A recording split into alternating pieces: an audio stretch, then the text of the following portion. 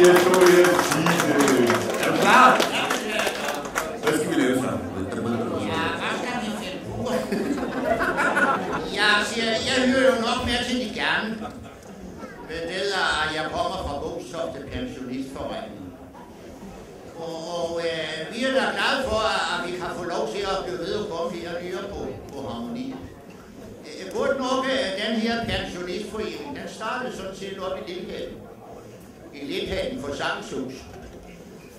Og det er 42 år siden. Jeg ved godt, 42, det er jo ingen alder for en pensionist. Men man kan jo gå i pension tidligt, hvis det er. Så grunden til, at det kom til at hedde Bogstofte Pensionistforening, det var jo så fordi dengang, der var der noget, der hed Bogstofte Kommune. Og så var de jo så lige oppe i nogle uger. Det var vist ikke uden 2, 3, 4 uger. Så flyttede de her ned på Harmonien, hvor der skete en forfærdelig masse nyere. Og det har der jo så også gjort her de sidste 5-6 uger. Der har vi næsten besat Harmonien sådan cirka 2 gange om ugen. Ja, vi lavede 6 bankospil i løbet af vinteren. Vi havde generalforsamlinger.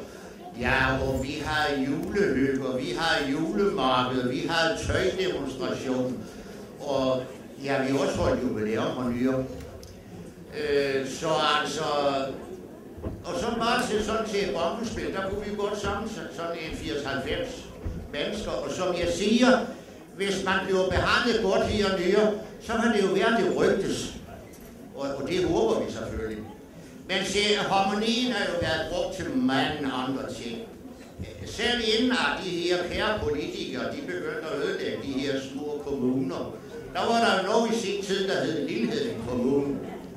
Og den hørte vi til her. Jeg ved godt, der var nogle Rødviborg, de var lidt sure over, det skulle hedde Lindhagen. Men nu skal jeg jo regne med, at Rødvig er jo ikke så gammel. I kan bare sige, at nyere på krogen, ikke? Den er fra 1600-tallet, det er jo nu 400 år siden, hvad? Kærken oppe i Lindhagen, den er fra 1100-1200-tallet, det er 800 år. Men cirka dengang, der var den lille kommune, der var noget med i mange uger, der var min svigerfar, han var brandfog. Og han gik også ned på Harmonien en gang imellem. Og så tog han selv sin pagepung op og gav en omgang øl. Og ved I hvad? Det hjalp på fiskerne, de betalte omgående, hvad de skyldte pandfoden. Så Harmonien har været brugt til mange ting. Ja, og ved I hvad? Der var også en præst oppe i Lindhagen. Han kom også med på Harmonien. Og så var jo det der fiskerne, de tænkte, ham skal vi skulle have drukket under bordet. Ja, men hvem måtte først gå hjem? Det måtte fiskerne. Præsten har klaret det, så han kunne selv køre hjem i sin bil.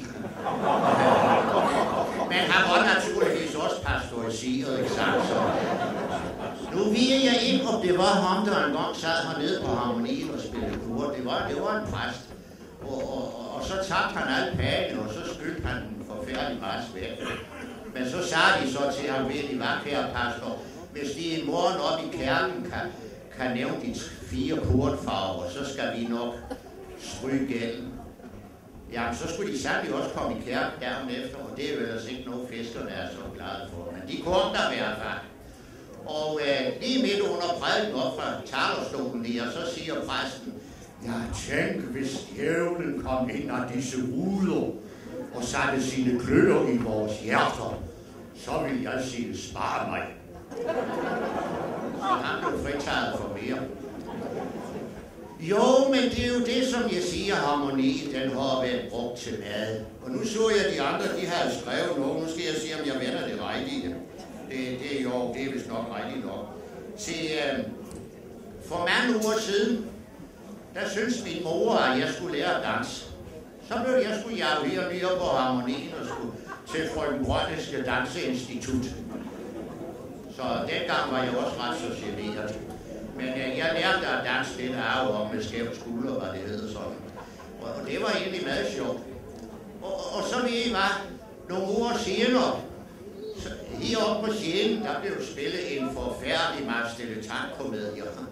Ja, jeg har selv været så heldig, jeg har været med sådan en 2-3 gange nyere. Den ene gang, der var ikke så meget sjov i det, det hed Når Guderne Liger. Og det må man sandelig også håbe, de gør i dag. Altså når man bare tænker på udenfor, de har lagt en rød løber ud til en venstreborgmester, ikke? Det synes jeg, det er. Så der vil jeg bryde dig der.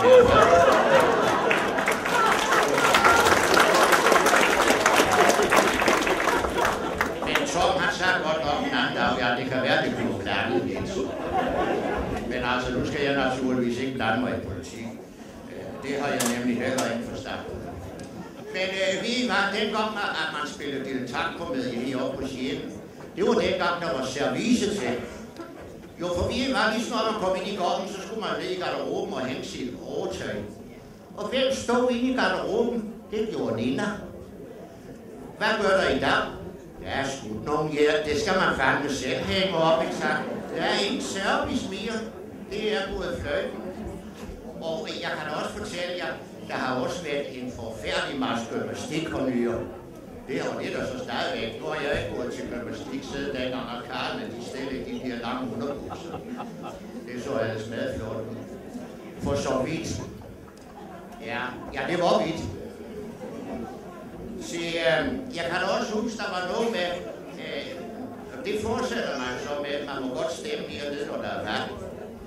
Og for uger tilbage, når der var valg, så var der et par erhvervsdrivende her i byen. De skulle altid ind ved siden af at have valgflæsk. Det var sådan en fast tradition. Så harmonien, den er sådan blevet brugt til mange ting. Det kan jeg godt se. Ja, vi har jo også engang en stationforstander over på stationen. Nu har vi jo kun et trinbræt. Selvom det er her Østbanen starter, som borgmesteren siger. Jo, og ved I hvad? Jeg var så heldig, så jeg var med til hans 25-års jubilæum. Og så var der jo en gammel afdanket stationforstander, som skulle holde en pæn tale til Hemming. Så siger han, ja Hemming, jeg beundrer dig også. Hvor gør du det så? Jo, tænk at du kan sidde over på harmonien og styre togene. For det gjorde han. Jo, men harmonien er brugt til mange ting. Det må man sige. Ja, og der er jo også det ved, at der har også sket mange ting her på harmonien. Ja, for ved I hvad, der har jo også været juletræer. Ja, det var 5 juledage. Ja, det var for børn og så for elektrikere. Ja, det var Søren, og han havde fødselsdag 5 juledage. Så børnene og Søren, de mødte altid op her. Og jeg tror nok, der var noget med Brandt, han sang for i mange uger. Jeg har også været hernede og lært med børnene 2 gange hernede, og hvor Lille Peter han spillede til. Ja, det var nok så gevaldigt. Og det ved jeg ikke, der er nogle af jer, der ved, at Lille Peter, han trækker harmonikaen. Han var også overarbejdsmand.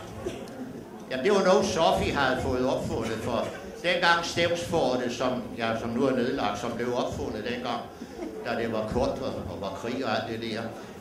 Så var der jo mange af de der damer, som Sofie hun talte med.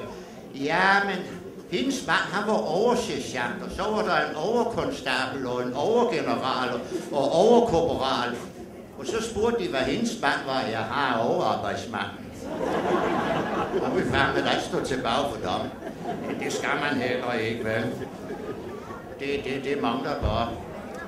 Så altså, der har været sket mange ting her på harmonien, og det håber vi selvfølgelig, at det sådan set bliver ved. Så nu er det jo nok en stor dag for både Annette og Ronny, at de skal bespise alle de mange mennesker. Men jeg kan godt sige jer, de har fået en ildprøve en gang. For ved I hvad, det var dengang, da pensionistforeningen hernede, de havde generalforsamling. Der havde de en tredjedel af køkkenet og stue i. Og så var der ellers smøgbeskidt over alle andre steder, ikke sant? Så jo, og ved I hvad, de skulle smøre 340 stykker smørbrød og 220 stykker ostbad og lave kaffe, sælge øl og vand og spiritus og brændvin og sådan, jeg ved ikke hvad. Men jeg kan godt sige, at de klarede fantastisk. Og vi er da helt beundringsværdige, at det kunne lade sig gøre af de 2 unge mennesker.